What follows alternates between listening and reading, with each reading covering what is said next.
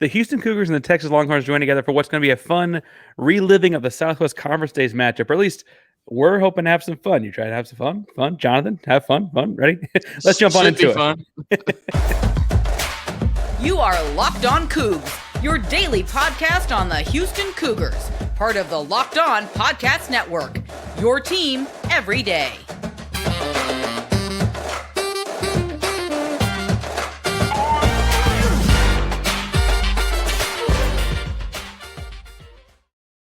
Welcome to a crossover edition of Locked On Cougs and Locked On Longhorns. I'm one of your hosts, Parker Ainsworth. I'm joined by Jonathan Davis of Locked On Longhorns. Jonathan, how are you doing? We're recording the evening. How are you doing this evening? I'm doing all right. I'm looking at the game. You know, we have a little Houston Astros, Texas Rangers rivalry going on right now. As I'm looking at this, recording this, we are down 5-2. So hopefully by the time you hear this, Texas made a miraculous comeback and we're up 3-0 in the ALCS. I will say this is a Houston versus Texas week in a number of different ways, for sure. Obviously, this matchup this weekend, Houston versus UT. I guess y'all are probably saying Texas versus Houston. It's an old Southwest Conference rivalry. Our listeners might remember that more. Full disclosure, I was born in 1991, Jonathan. And I think you look younger than I actually don't know how old you are. What have you heard about the Southwest Conference days in this matchup? Because this is somewhat of a rivalry. You know, I was born in 93, so I am indeed younger than you. And, you know, I will say that from older fans, you know, this was a game that meant something. I think to Houston fans and Texas fans, it's gotten so long that we've gotten away from it that I don't know if it has the same appeal this weekend, especially when you look at the point spread. But this certainly was a game, you know, back in the day that Houston fans and Texas fans got up for. And I think was really competitive between the two teams. So hopefully they can debunk the point spread put out by FanDuel, 22.5 points, and get the pads popping on Saturday, and we can have a good game. Hoping to get some pads popping.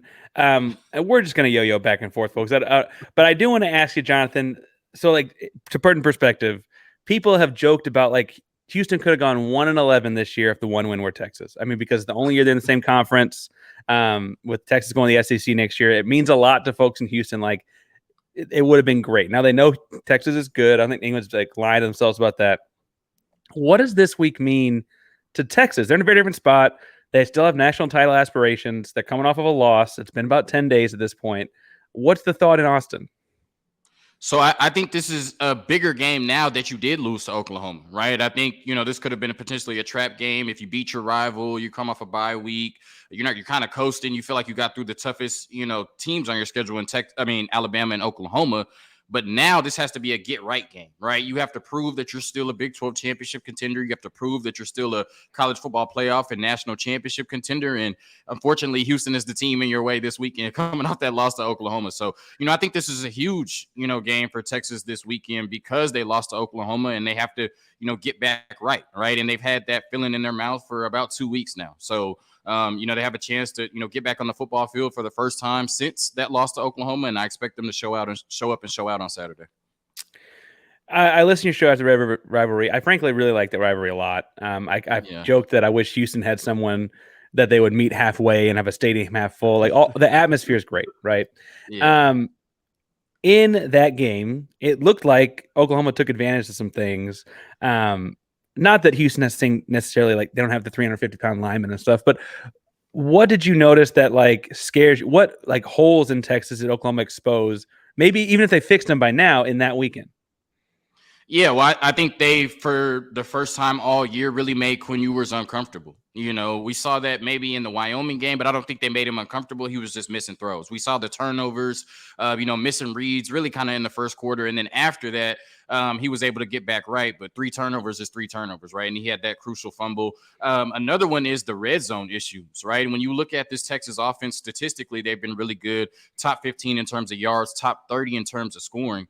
But they're down in the 100s in terms of scoring touchdowns in the red zone. And I mean, there's no better way to expose that than stopping them on the 1 yard line 4 straight times. Right. So you talk about what Oklahoma exposed for sure. I think they exposed, you know, if you can get to Quinn Ewers and rattle him a little bit, he still can be a little bit turnover prone. I guess as we saw on Saturday, they exposed our red zone offense, which has been a problem all year. And I think you saw when Dillon Gabriel drove down the field in 71 seconds to win the game that, you know, this is a defense that's been really good through 6 weeks, but if you can put some pressure on them and limit that pass rush, you can make some plays in the passing game. And, Donovan Smith, who we'll talk about in a little bit, he, was able to beat Texas last year. So, I think if you have a dual threat quarterback, Dillon Gabriel ran for 113 yards, you certainly can put some pressure on this Texas defense. But we've talked about Texas enough, and we'll talk about Texas a little bit more, right? Let's talk about the University of Houston, right? We talked about what happened the last time Texas took the field. I want to talk about the last time Houston took the field, right? On October 12th, Houston led West Virginia 21-17 going into the fourth quarter, and then the magic happened. So tell me, what were your thoughts watching that fourth quarter between Houston and West Virginia that ended with a Hail Mary touchdown for the Cougs to win their third game of the season? So, third game of the season, Houston is the first new Big 12 team to beat an old Big 12 team. I guess I was reminded West Virginia is not that old of a Big 12 team, but it felt great. I have to say, Houston goes up 11 at one point in that fourth quarter. I believe it was 35 to 17. It's 2017. Then they both scored, so it ends up being 35-24 at one point. And I'm thinking we got it. It's like 7.5 minutes left. You're up 11 points. Right. And frankly, West Virginia is not a pass-heavy offense. Of course, they proceeded to pass very well against us very, very quickly. And then honestly, it felt like when West Virginia scored with 12 seconds left, it's like, God, we blew it. Right. Like we had it where we wanted. This is Dana's old school. Right. Like we had it and we thought we blew it. And frankly, it felt like we blew it because we outplayed them for most of the game. Only to then turn around and in the final 12 seconds, they had like a little 8-yard out route to like cut the distance down some, and then ultimately throw a Hail Mary. The Hail Mary was a great play. It's the classic throw it to the 6'4" guy. He tips the ball back to the short, speedy guy, to Boogie Johnson. Boogie Johnson's an Oklahoma State transfer, a guy who's played in Big 12 football before.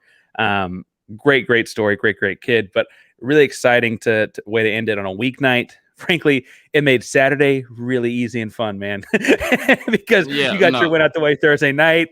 We talked about it Friday, and we were good to go, right? Like that was it. Yeah. The ideal scenario. And as we're talking, Jordan is up with the bases loaded. I'm trying not to. I'm trying my hardest. Speaking of ideal scenario, my heart is bursting out of my chest as I'm talking on this podcast right now. You talked about how Texas will feel coming into this weekend, coming off of a loss. We saw the point spread, 22.5 points. Obviously, there's really nobody outside of a small part of Houston, right? Maybe Third Ward that's expecting Houston to win this game. But how do you think the Cougars feel coming into this game off of a dramatic win like that? Do you think they come in with a ton of confidence and they say, hey, this is a home game for us? We put our, shoes and pads on just like Texas does. We can go out and win this game. Do you think that's the feeling in the locker room? I think they've got the confidence for it for a number of reasons. To start, right, I think that Dana Holgerson's got a winning record against Texas as a head coach from his time in West Virginia. Obviously, the one Sarkisian, that was very different. Texas is a very down decade for Texas. I don't mean to say it's the exact same situation, but like he's confident, right? And then Donovan Smith, you mentioned from a year ago. Donovan Smith had probably his best game as a college football player against Texas a year ago while he was at Texas Tech. He ultimately ends up losing the starting job later and comes to Houston for games like these. He wanted to continue to play in the Big 12. They have a reason to be confident. I mentioned Boogie Johnson's a Big 12 transfer receiver, but Joseph Manjack, the guy that tipped it, is a USC transfer receiver. Like they've got guys that have played big-time college football before. I think the interesting thing will be, and you're in the city yourself. How much of that stadium really feels like a home field advantage? It's been kind of the underspoken thing. Houston actually ended up having a 7th home game this year. And then if you count Rice being a game in town, they actually played 8 games in the city of Houston on their schedule. But the fear has been that, there are a lot of Texas alums in town. And what will this game look like? How many orange shirts versus red shirts, et cetera? With a true home field advantage, I think that they really do feel like they have a chance to upset the world. And I don't mean to be pejorative here. Texas has shown in the last 15 years, like they let these kinds of games happen, right? They have lost games that they should win a lot in the last 15 years. And I almost wish, frankly, that they had beaten Oklahoma, like you're saying, because I feel like they'd be more likely. But I think that they're talking themselves into like, why not us, right? Why not us? We've seen these kinds of things happen in the past. Donovan Smith's like, I did this in the past, right? Now, speaking of winning and losing over the weekend, if you are the kind of person that wants to maybe help yourself feel good over the course of the weekend or or, hedge your bets a little bit, let's say, make sure you head over to FanDuel.com and use promo code LOCKEDON, because right now, new customers get $200 back in bonus bets guaranteed if you place a $5 bet. It's $200 back in bonus bets, win or lose. If you're thinking about joining FanDuel, there's no better time to join in on the action. Jonathan, the line for this game is 22.5. I will say I think it's going to be closer than that. 22.5 is a lot of points. Can we talk about one team we might agree on? That's the Houston Texans, because it's an NFL weekend. The NFL kind of drives a lot of these things. The Texans are only a 3-point favorite on the road against Carolina. That seems silly to me, man. What do you think about that one? I definitely would hammer the Texans -3 on that one. The Carolina Panthers, the only winless team in the NFL right now. CJ Stroud has looked really good, looking like the best rookie quarterback. Obviously, prayers up. Hopefully, Anthony Richardson makes a strong recovery. But yes, I think that the Texans, with that defense and the way CJ Stroud is playing, and my boy Tank Dell on my fantasy team, shout out U of H, you know what I'm saying? I think they win by more than 3 points for sure. Yeah, and like you mentioned, CJ Stroud is not just looking good for a rookie quarterback. He's looking good for a quarterback. I mean, he's really, really talented. Texans have it rolling. I'm saying go to FanDuel.com. I'm saying go put some money on the Texans and maybe hedge your emotions with this weekend for whichever side you're rooting for to make sure you can get some winning, get some cash on Sunday. Visit FanDuel.com/LockedOn and kick off the NFL season. FanDuel, an official partner of the NFL. So, Jonathan, I mentioned that I would have liked almost for Oklahoma to have blown it, maybe not throwing that final touchdown pass or what have you, right? Just to because I feel like it'd be easy to sneak up on this Texas team. Texas, though, and I mentioned in the past, in the pre-Sarkisian days, frankly, they lose games they shouldn't. Texas hasn't had that game this year where they come out sluggish and slow that I can tell, right? I guess Rice has ended up looking, I think, better than people realized in the first week of the season. Texas fans would tell you going into the fourth quarter tied 10-10 with Wyoming is looking sluggish and slow. Now, they do say when you play Bama that you feel it for 2 weeks. So maybe that's what it was. But I think that was the game, right? So Wyoming, though, in the fourth quarter. Wyoming counts then, because that's what I was going to ask is Wyoming has ended up being, they're something like 5-1 and their one losses to Texas. They beat Texas Tech. Does that count as the slow start? Is that the game you're talking about as far as we got that game out of our system? Do you feel that way as a Texas fan? Absolutely. Absolutely. Because when you come into the season, like I said, with the expectations you have, right? A championship contender in some form or fashion, Big 12, college football playoff, national championship contender, you just should not be tied 10-10 with Wyoming going into the fourth quarter with less than 100 passing yards for Quinn Ewers. And even with that 40-yard touchdown he ended up with to Xavier Worthy, he still didn't have a spectacular day. So, you can look at it, after the fact and say, oh, they won by, 20 points or whatever it was. They scored over 30. They took care of business. But like I said, when you can go beat Bama the week before, when you can show the discipline to not commit penalties and go into a road environment like that against the GOAT Nick Saban with 100,000 people rooting against you and win that game the way that you did, then you should be able to come out and dominate Wyoming the next week. So, like you said, in the past, this could have been a trap game, right? A bye, you beat your rival, you overlook Houston, and the next thing you know, it's a tight game going into the fourth quarter. Luckily, they had that wake-up call 2 weeks ago. And now, like I said, Houston has to deal with them. But if Houston has any room for confidence, it's at their quarterback position. Because last year, Texas Tech did beat this Texas team. And Donovan Smith was one of the biggest reasons why, right? With his arm and his legs. And Joey McGuire just going batshit crazy, going for it on 4th downs, right? So, maybe Dana Holgorsen has that in his bag this week, right? Donovan Smith, 1,797 yards and 17 touchdowns this season. Like I said, Houston is 3-3. And what was their win total coming into the season? I remember we talked about it. They only had to win 4 games to cover. Over under is 4.5. Like yeah, so 4.5. Oh, it's 4.5. Okay, yeah, so they have to win 5. They'll win 2 more. But I want to ask you, what has Donovan Smith meant to this offense this season? And what type of game do you expect him to have on Saturday? Maybe a better question is, what type of game does he need to have to beat the Texas Longhorns 2 years in a row? So, honestly, I love and I have loved the growth of Donovan Smith. I think some people, so they came out and played UTSA week 1. I think UTSA is better than people realize, better than people talk about typically, right? And they put up 2 touchdowns. And we're okay, we had a Big 12 quarterback when they scored 2 touchdowns. It's a very different system than McGuire ran at Tech. He's very much been adjusting. But the second half against Rice, they reeled off 35. They lost the game, but they reeled off 35 unanswered points, right?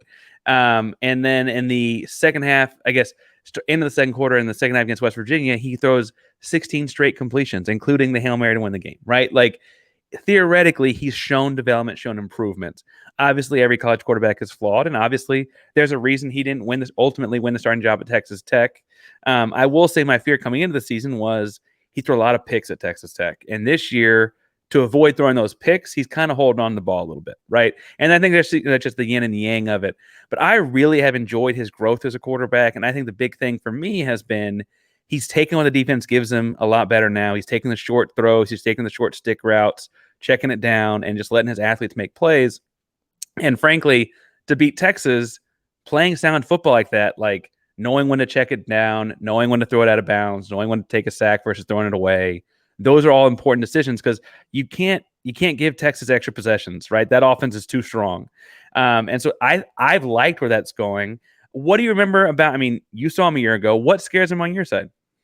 Well, I would just say, yeah, just that dual threat. Like I said, Dylan Gabriel ran for 113 yards. You were able to do a really good job against Jalen Milroe, right? You thought that he would be the one that would run all over you. And of course, you didn't have to face Jalen Daniels dealing with that back injury. So, I think that would just be, what would scare me this weekend against Donovan Smith, right? Is that he should, if he's playing a great game, have the answer to all the questions, right? It's hard to take away everything from a dual threat quarterback. If he's on with his passes and he's on with his legs, how do you take away both at the same time? So if he's making the right decision, making the right reads, taking off, when there's nothing there, not going broke, taking a profit, picking up first downs with his legs, really putting pressure on that Texas defense, driving down the field, challenging our depth, right? Making them defend, 80 yards, 90 yards on the field, long play drives. Then I think that's the way for, Houston to beat Texas. You talked about how every quarterback is in college is flawed, maybe besides Michael Penix Jr., right?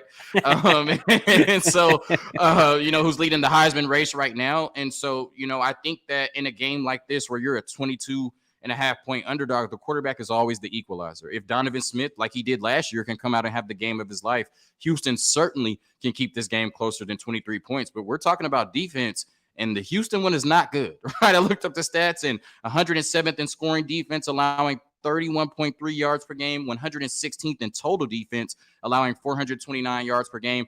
This Texas offense has had struggles in the red zone, but between the 20s, they're elite. So what does this Houston defense need to do to stop this Texas offense in Quinn Ewers on Saturday? Well, I almost joked about, we said struggles in the red zone. I guess it's like, maybe we just let them get to the 25 and see what happens.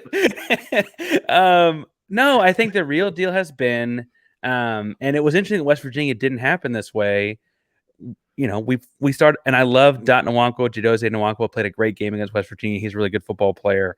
He's a 295-pound nose tackle, right? Like at the end of the day, like it is a game where size matters, and I think that we've seen you see your eyes open up, you're bugging out. Like 295-pound nose tackle. Hey, he's all everything wrestler, man. Like I'm not fighting him anytime soon. But I think the deal is you see teams wear through it because it takes so like the energy and like playing 70 plays as a 295-pound nose tackle in the Big 12 takes a lot more energy than it does to be a 350-pound nose tackle, right? And to do that, like you start going to your depth, and the Houston depth gets really young real fast. And so you see over the course of the game, like Texas Tech, Houston's playing well in the first half. Second half, they just wear down, right? You saw it against TCU in the first half. It was close. It was a 7-point game at halftime against TCU. Second half, TCU opens it up, right? That depth is key. So frankly, helping yourself out by getting off the field feels really, really important. Houston's had and forced a handful of turnovers in the secondary, like a handful of picks, Blake Fleming leading the way there.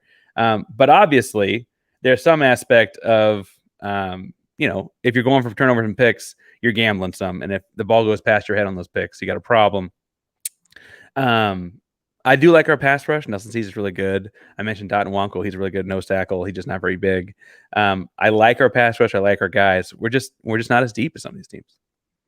Yeah, and you talk about that, Jonathan Brooks, starting running back for Houston at this point. The young boy, my boy Josh Young, just hit his second home run of the game. Too bad we're still down 3 runs, because when I told you Jordan was up with the bases loaded earlier, he actually brought 2 in. So it's 7-4. I'm keeping up with it. You see us maneuver and looking at the TV while we're recording. At the side of the screen. Yeah.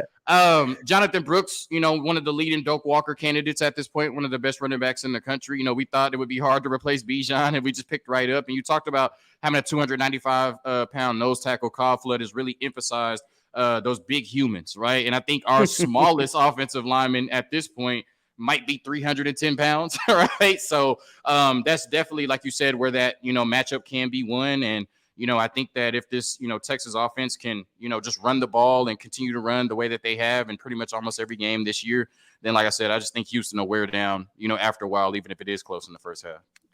You mentioned the run game, and in a somewhat, I'm hoping for a transition here. Bijan Robinson is now making money playing football, and if you're looking to hire people for your team that are going to make the kind of impact that a Bijan Robinson has made for Atlanta, or for Tank Dell in Houston, or any of these other guys playing at the next level for money, you got to make sure you go to LinkedIn.com to find that kind of hire, because these days every new potential hire can feel like a high stakes wager for your small business or pro football franchise. They're not very small. You want to be 100% certain that you have access to the best qualified candidates available, like Bijan or Tank. That's why you have to check out LinkedIn Jobs. LinkedIn Jobs helps you find the right people for your team faster and for free. Now, I don't know if they're Tank Dell or Bijan Robinson fast, but they're pretty darn fast. Again, LinkedIn Jobs, you find the qualified candidates you want to talk to faster. Post your job for free at linkedin.com/lockedoncollege. And it's linkedin.com/lockedoncollege. Post your job for free. Terms and conditions apply. So that's not just a segue to talk about LinkedIn. I do want to ask about replacing one Bijan Robinson, because admittedly, you watch them much closer than I do. Like I said, I like the Red River rivalry, and I watch, whenever they're on, I think they're bowl game. They played Washington last year. Whatever, right? Replacing Bijan Robinson and getting better at offense seems antithetical to me. How has that happened? What's going? How do you replace? Frankly, they had two pro running backs and get better on offense. That just doesn't seem real. Yeah, well, I think everybody around them got better. I think coming into this year, you look at Quinn Ewers, he already has matched his touchdown total from last year in 4 less games.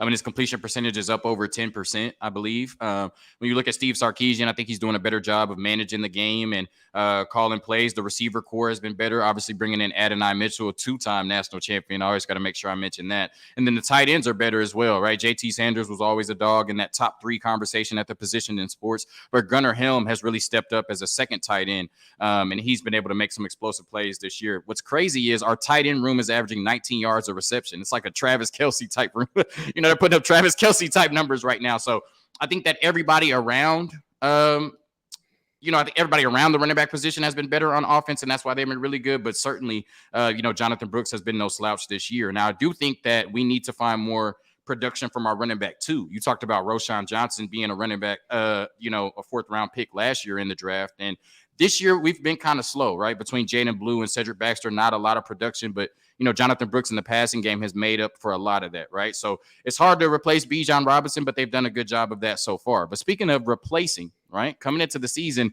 Dana Holgorsen was on the hot seat, and now the Houston Cougars are 3-3. So halfway through the regular season, what is the pulse of the fan base about Dana Holgorsen? Do you think he's the coach of the future, or is it still a wait and see on a week by week basis?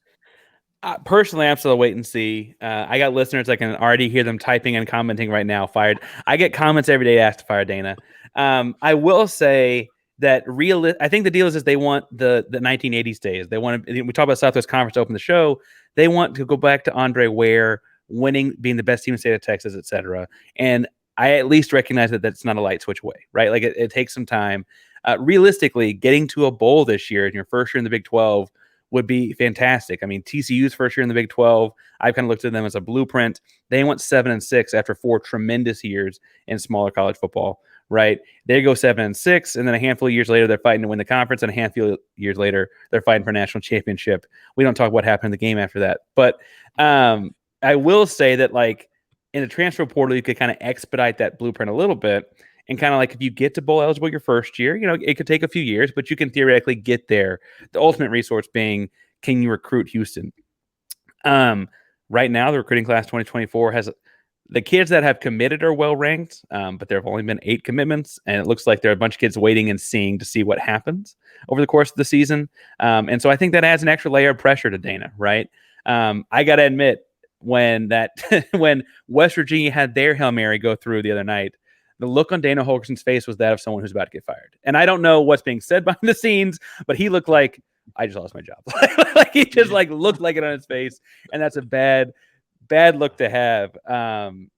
Anyway, I have to say what's interesting to me though is every time I talk to someone that's not from Houston, they seem to think Dana's good. So as someone who had to play against him for 7 years in the Big 12 when he was at West Virginia, what does Texas think of Dana? Is there any thought about Dana at all on that side? That we can win this Saturday and then cover. I don't know. Yeah, I don't know if there is a thought. That's the thought, right? that we can get right this week. That Houston came at the perfect time for sure. So speaking of that, we're getting to the end of the show. So I'm now going to ask you Texas minus 22.5. The $1 million question. I ask this on every crossover: who wins and who covers?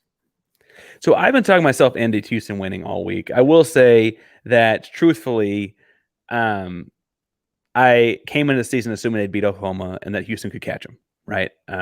That obviously didn't happen and would make the catching them aspect of that a little bit harder. I do think that there's a world that Donovan Smith plays lights out again. He played so well in the second half against West Virginia. It feels like just keeping it rolling, I would imagine this is a high-scoring game, and frankly, for Houston to have a chance, I feel like it has to, because we're not going to keep that offense in the low-scoring game. I could see this being a game in the 40s that Houston wins. I could see this being a game that's 40-20 that Houston does not. I think 22.5 is a lot of points, though. So for our FanDuel folks, I feel like if you're going there, I feel like Houston at plus 22. I feel like if you add 22.5 points to Houston, they're going to win the game. I just don't think I don't know how many more, but adding 22.5 to Houston, I feel like it's a lot of points. You feel very confident. Frankly, you'll have big goals, bigger than just this weekend. What do you think when you see 22.5? All right, so I'm going to hedge this by saying I've been wrong all season, and this is part of the reason why I stopped gambling, right? It's made watching sports a lot more fun. Imagine if I had money on the Rangers right now and I just watched 3 straight Astros reach base, right? While I'm listening to him talk about Texas maybe slipping up this weekend. Straighten my hat up here, yeah. I said that Texas was going to lose to Alabama, and Texas beat Bama. I said that Texas was not going to cover against Baylor. They covered. I said that Texas was not going to cover against Kansas. They covered. I said that Texas was going to cover against Oklahoma. They obviously did not. So I am 0-4 on these predictions, right? And 0-3 when I pick against Texas in some form or fashion. Texas wins. Texas covers. We lost to our rival. We are fighting for our life, theoretically, right? If a 5-1 team could be fighting for their life. We know that we could not lose another game this season. We have had to deal with that loss for 2 weeks in one of the biggest rivalries in sports, that bad taste in our mouth. We've been on Twitter listening to Oklahoma fans, the corniest fan base in sports, talking about it for the last 2 weeks. This Texas team is ready to get on the field. They're ready to play. Now, I could be way wrong with my prediction, but I think Texas barely covers. If you can barely cover 22.5, 41-17. Texas wins. Texas covers. Your thoughts on my potentially erroneous prediction? I can't go 0-5, right? I can't be that bad, right? I can't be 0-5. My thought is I love that you open with, I've been wrong all year, and I'm picking Texas winning. That was enough for me. That was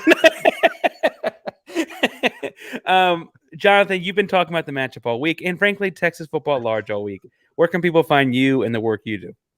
Yes, sir. They can find me at John Zo Ball, like Lonzo Ball, on Twitter with the J. Prayers up to my brother. We'll see him in 2024, hopefully. And then they can find me at Locked On Horns on Twitter, Locked On Longhorns, wherever you get your podcasts. And you can find me at the Big 12 championship game when Texas hopefully beats Oklahoma in the rematch. Now, I will say for Texas fans and Houston fans, if you've made it this far in the show, I meant to say it earlier, but it just didn't flow that way.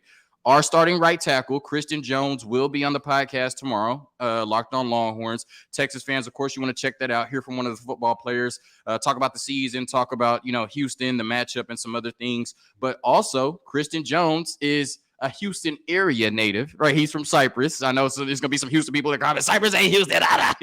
He's from the Houston area. So you have a reason to check out Locked On Longhorns tomorrow, too. So, like I said, you can find me at John Zo Ball on Twitter, Locked On Horns on Twitter, and Locked On Longhorns wherever you get your podcast. Christian Jones, starting right tackle for the Texas Longhorns, will be on the show tomorrow. Please check it out. I was gonna ask with LaMelo with Lonzo's injury, it was gonna become Jello Ball at some point, but I don't. Nah, I'm loyal to the soil. I was watching summer league games when Lonzo got drafted. Like I'm talking about tapped in. You know what I mean? So whether his knee works or not, I'm not changing. I'm not changing that. Yeah, gotcha. My knees don't work, but I'm at Pains for 512. There you go. Yeah, I'm at the Pains Texas for fans know where they 512. can. Yeah, let them know where they can spam your comments. Because you halfway said that Texas is going to lose on Saturday. Texas fans might be the most arrogant bunch in the country, so they're coming for you. Let them know where to find you. Completely. And I went to middle school and high school in Austin. I will say, and I saw it firsthand. I will say that I'm sticking my preseason prediction, right? And I mentioned that like the season's played out a little differently. But I'm at Painsworth 512 PAINSWRTH 512 like Parker Ainsworth. And then 512 on all social media handles. I guess I still call it Twitter. It's Mama's call it Twitter. But Blue Sky, all Instagrams, all of them. Christian Jones will be interesting. Cy Woods is a good program that I'm interested to hear from. I just pulled him up to see when you were talking which high school he went to, and he's 320. So when we talk about undersized guys, that's the kind of thing we are talking about with 320-pound right tackle. We're going over here, so I'm going to go ahead and wrap it up. But thank you so much for agreeing to do this. Again, the CrossFit things are fun. I wish y'all were in the conference. I'm going to keep doing this more often. We'll talk again in basketball season for sure, right? I mean, those will be fun matchups too. Yes, sir. I can't wait for that. I can't wait to see Rodney Terry and my boys come down to Houston and hopefully get a win against the Cougs for sure. But now this is super fun. I think this is the second or third time we've done it. And hopefully everybody can stay, safe and healthy on Saturday and we have a good football game. For sure. All right. Go Cougs, man. Go Cougs. Hook 'em.